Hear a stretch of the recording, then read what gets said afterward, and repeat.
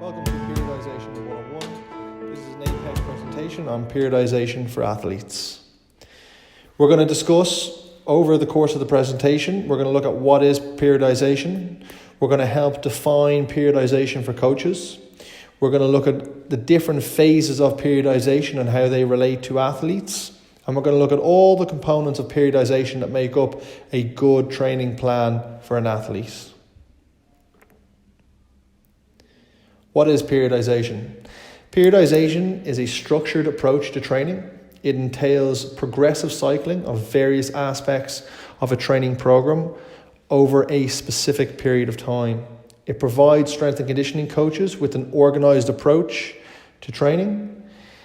Periodization should be thought of as the manipulation of volume and load over time.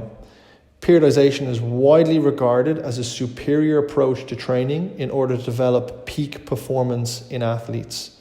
Madiev was one of the first scientists to study periodization with Russian athletes from the 52 and 56 Olympics. Madiev was a scientist, and what he managed to do was he managed to look at the training logs from all the athletes that he had access to. He was the first scientist really to put this data down and record it, and this has been widely used. His periodization studies have been widely used throughout sports, and it's very common within training plans for athletes to have a good periodization model. Defining periodization. Periodization can be defined as a training plan that allows for the development of high performance through phase potentiation. Phase potentiation is as follows. Let's take a hypothetical situation. We have an athlete, and in the first block of training, we'll call that block A, he will train strength, maximal strength or submaximal strength. In the next block of training, he will train power, and we'll call that block B. If the athlete develops enough strength in block A, it will help potentiate block B, because the athlete will be stronger when he enters block B, which is the power block. Therefore, he will be affording himself more opportunity to develop more power due to having higher levels of strength. That's what we refer to as phase potentiation. When trying to define periodization, we look at levels of high performance can be achieved through creative training methods and the manipulation of volume and intensity over time. With any good pre-planned periodization model, both volume and intensity will have an inverse relationship. What we mean again when we say an inverse relationship is if intensity is high, volume will be low, or vice versa. If volume is high, intensity will be low. Again, let's take a hypothetical situation of an athlete or a group of athletes within a season. So if we look at the very start of the season, what normally tends to happen is volume tends to be high as the athletes will be in a preparatory phase of training. When volume is high, the intensity of those sessions tends to be low. As the athlete moves away from general preparation towards the competitive phase or the competition phase of periodization, intensity starts to climb higher and volume starts to drop off. The reason intensity would climb is because the athlete would need to be developing maximal strength qualities and maximum power qualities. So therefore, intensity and volume have an inverse relationship. Periodization strategy should be based on the training age of an athlete rather than the chronological age of an athlete. The definition of periodization is outlined by Stone in multiple papers and multiple studies. Next, let's move on to slide 5 and look at the phases of periodization. Within any good periodization model, you will have two main phases. You'll have what's called the preparatory phase of training, and you'll have the competitive phase or the competition phase of training. Within those 2 phases. Within the preparatory phase, you'll have 2 subcategories. You will have what's called general physical training and sports-specific physical training. Within general physical training, we look to increase work capacity and we look to increase energy system endurance. Within the sports-specific physical training, at the end of the preparatory phase, training becomes more relative to the sport. So we would start to introduce exercises like bilateral squatting, deadlifting, bench pressing. Moving on to the competitive phase, this concentrates on developing strength qualities that are most conducive to the athlete's success in competition. So we would start to look at skills that are very specific to the sport: throwing, jumping, running, etc. Also within the competitive phase of training, we look at maintaining work capacity developed in the preparatory phase. Very, very important that the athlete maintains a good level of endurance and a good level of aerobic capacity throughout the season. Again, Bompe and Hoff define the different phases of periodization in multiple studies, multiple books. Let's move on now and delve deeper into the first phase of periodization, which was the preparatory phase. So within the preparatory phase, we are really focusing on correcting imbalances. So any type of movement dysfunction or movement breakdown or imbalance from left side to right side of the body, we are looking at correcting those dysfunctions. We are also looking at building strength endurance. We primarily do this through hypertrophy work. We're looking at building a big aerobic capacity. We know that athletes need a large aerobic capacity regardless of the sport for a number of different reasons. The first being it keeps them injury free. The second being it helps them recover better. And the third being it makes them robust and resilient to injury. We also need to start developing neural adaptations at the end of the preparatory phase to sport-specific movements. So like we talked about in the previous slide, at the end of the preparatory phase, we need to start developing the CNS, the central nervous system, and we do that by adding in big, heavy compound lifts like bench press, squat, and deadlift. Athletes who progress through the preparatory phase of training too quickly experience an early to ripen, early to rotten scenario. This is outlined by Zadorsky and Kramer. And what they talk about is, if you think about an athlete, is built almost like a pyramid.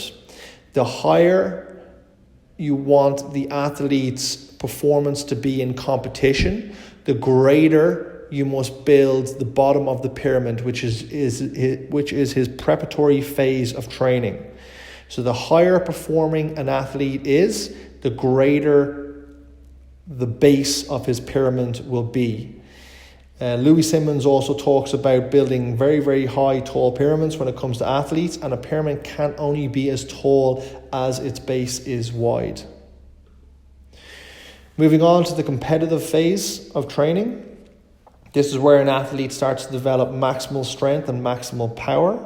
He also starts to develop maximum velocities when it comes to speed.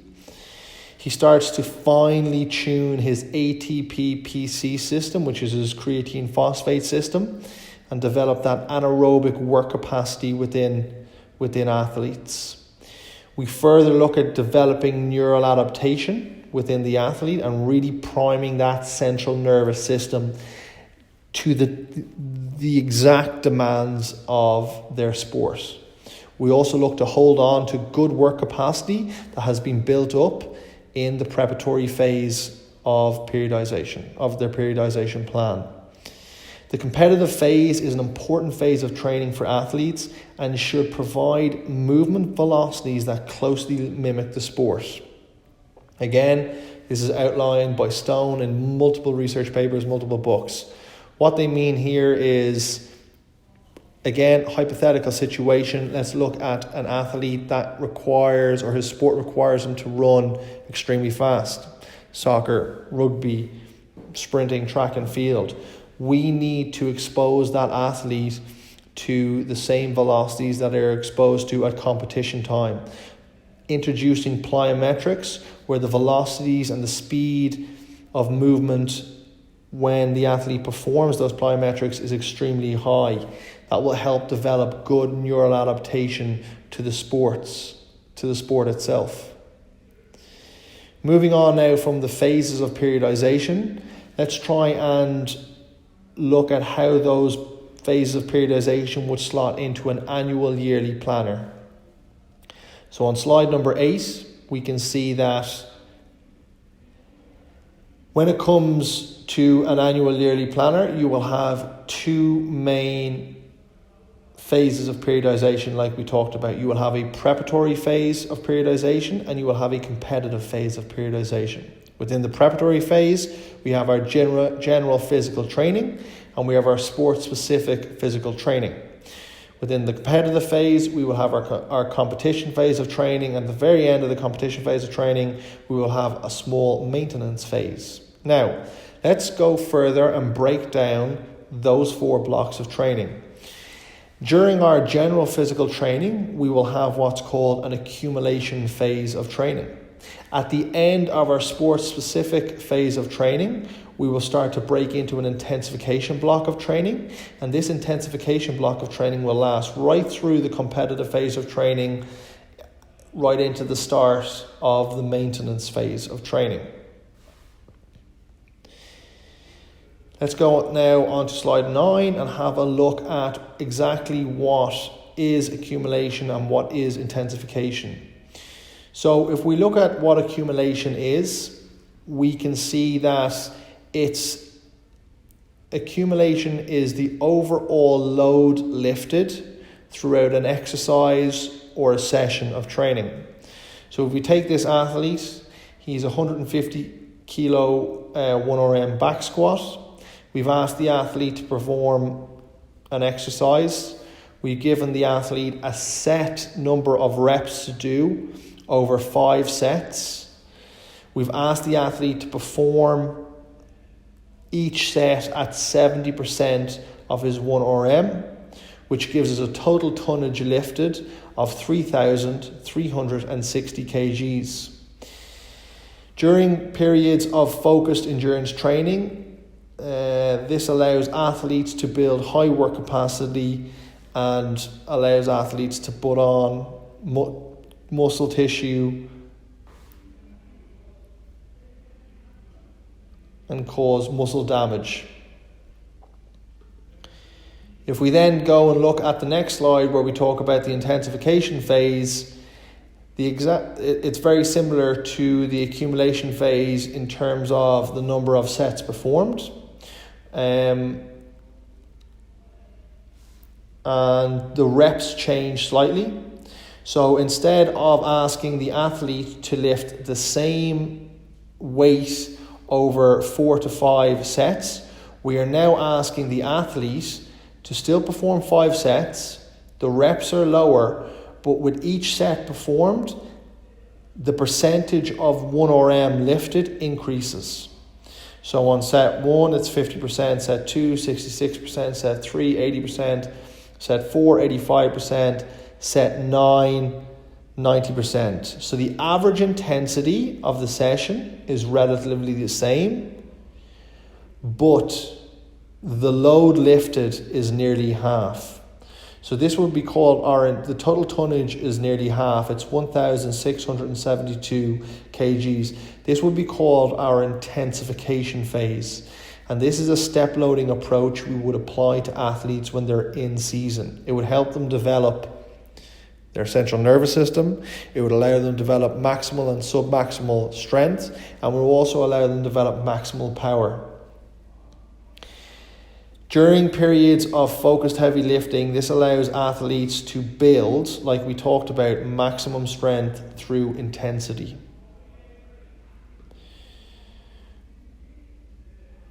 Let's now go and look at periodization for energy system development. Like we talked about in previous slides, when it comes to athletes, it's very much about building or taking a pyramid approach to their periodization plan. When it comes to building a pyramid for energy system development, it's no different than if we were applying a pyramid system for strength, whether it be accumulation or intensification phase of training. At the very bottom of this pyramid, where this would be considered the first 1 to 8 weeks of training, we would ask the athlete to start to develop aerobic endurance. Again, this would be considered our accumulation phase, where we're accumulating a lot of aerobic endurance with our athletes. Once we've gotten to week 8, we can start to push towards the specificity, the sport-specific specificity of the sport itself, and we can start to introduce anaerobic power endurance. So the duration of which the athlete is exposed to running becomes shorter, but the intensification of those runs start to become harder. Again, this will be introduced around week 8, and it would last up until around the end of preseason, which is roughly around week 12. When the athlete has gone through the first step of aerobic endurance, then gone through the second step of anaerobic power, this would see him to roughly around week 10 or week 12, the end of preseason.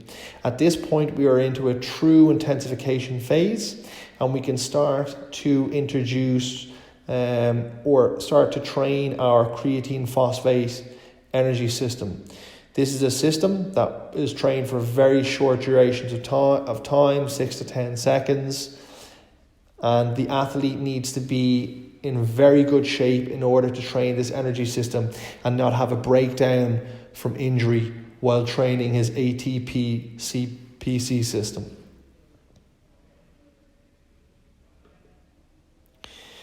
Moving on to the different components of periodization. Within periodization, there are 5 main components that we need to consider. The first is the workout itself. So the way we look at the workout, or the description of that, is the structural units of training, and we look at it in hours or minutes. So how many hours does the workouts that we prescribe, are the workouts that we are prescribing for the athlete last? The next thing we need to consider is the microcycle. The microcycle normally lasts from 7 to 10 days, and it's considered a week of training. So a week's worth of training is normally considered to be a microcycle of training, but this training can last up as far as 10 days. Next, we're going to look at the Meso Cycle, or the phases of training. So with the mesocycles, this is normally considered a block of training. So what we prescribe to the athletes for 2, 3, 4 weeks, and sometimes it can go up as far as 12 weeks, depending on the training age of the athlete.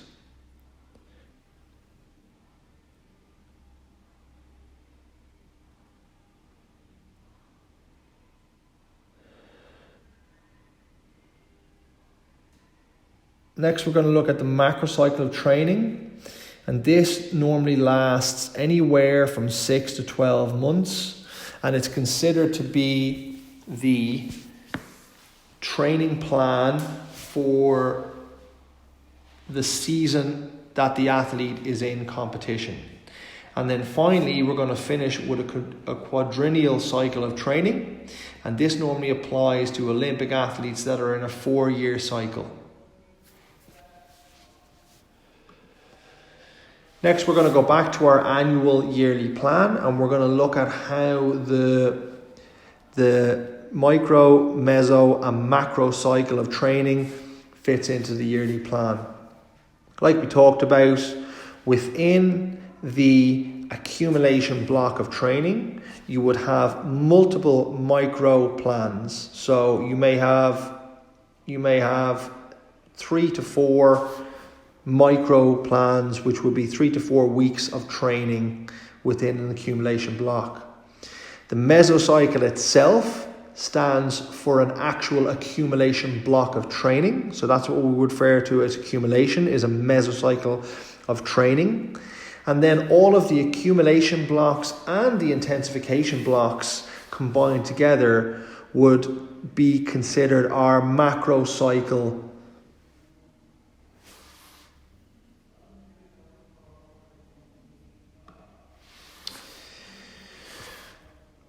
Once coaches have followed their annual yearly plan appropriately, we should get what's called good adaptation from our training structures for our athletes. When we talk about adaptation, this refers to the process of the body adapting to progressive exercise programs. As the body gets broken down and fatigued as a result of new training stresses and demands placed upon it during an exercise program. When proper recovery is followed through corrective periodization, the body recovers from the stimulus and then compensates for the stress that has been placed on it, leading to improved fitness, strength, and power. So if we look at the graph, we can see that a stimulus has been applied. Once the stimulus is applied, whether that be energy system development on the pitch or strength and power work in the gym, the body will go into what's called its recovery phase, which is the red period on the graph. While they're recovering, we need to apply the body with correct nutrition, correct sleep, so that it can recover. And we would hope that due to the stimulus and stress and the correct recovery patterns, that supercompensation would take place and the athlete would develop what's called a new baseline of fitness. So he would be either fitter or stronger, or in some cases both, and his baseline of fitness would be higher than where he started either the week before or the block before.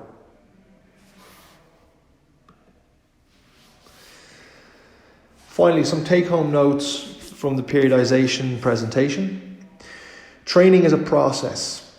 There's more to training than just sets and reps. As coaches, we need to think of the bigger picture at play. We need to plan for all aspects of training. So we need to plan for when athletes get injured, the periodization plan may deviate, and we need to be prepared for that as coaches. That leads us on to thinking long term. When it comes to athlete and athletic development, it's okay to deviate away from the current periodization plan. What's not okay is to not have a plan at all, as this results in the athlete not developing his training age and not developing some of the qualities that he needs, like strength, power, speed, fitness. Build in recovery and adaptation to the phases of training that you prescribe.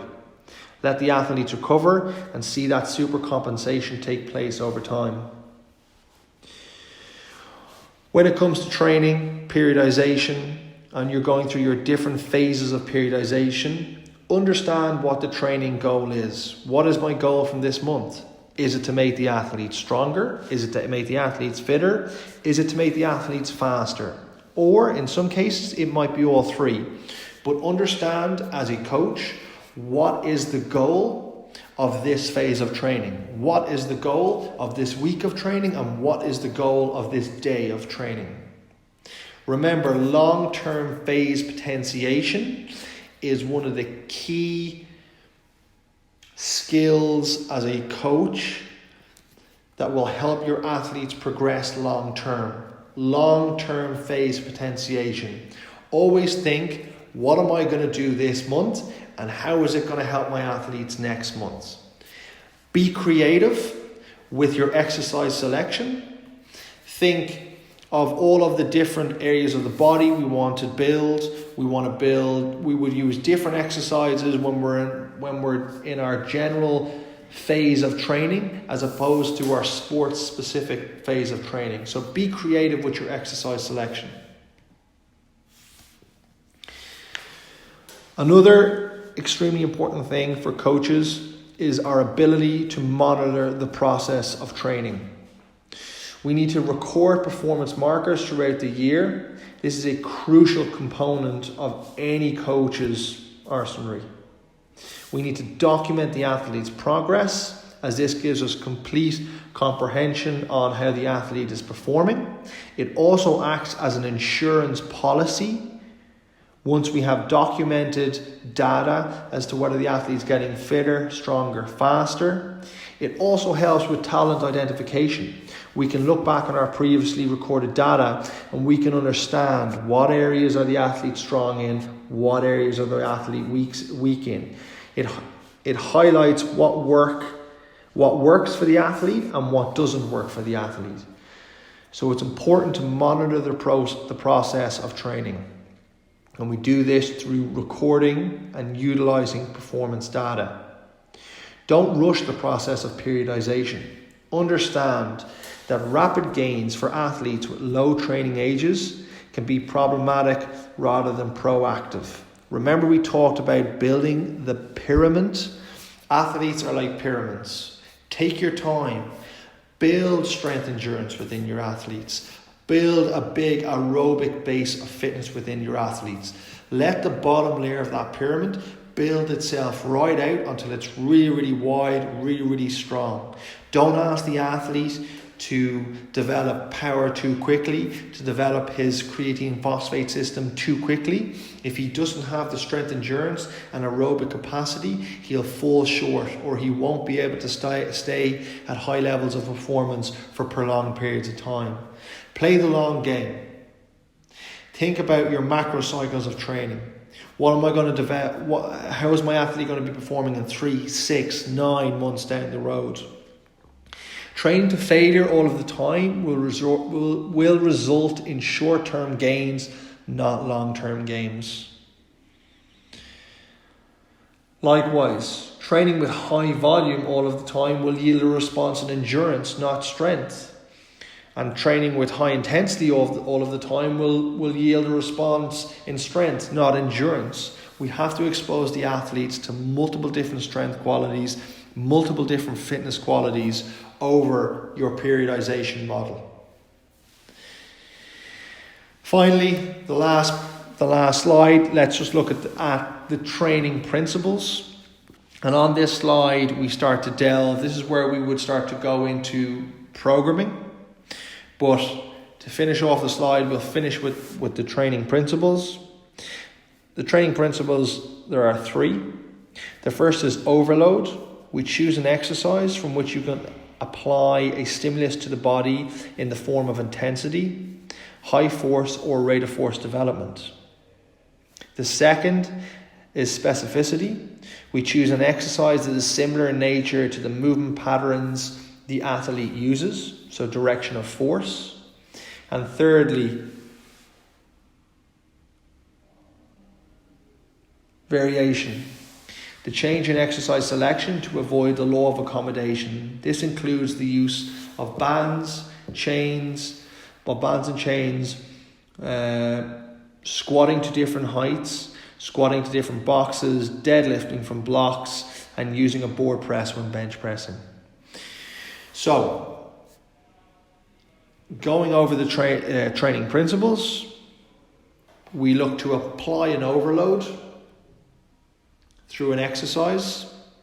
We normally apply that overload through intensity, whether that's maximal or submaximal strength, or power, maximal power. We need to have specificity when choosing those exercises. So we need to choose an exercise that's very similar to the sport. And then we need to have variation in exercise selection. And when we say variation, we need to change the angle at which the spine is trained.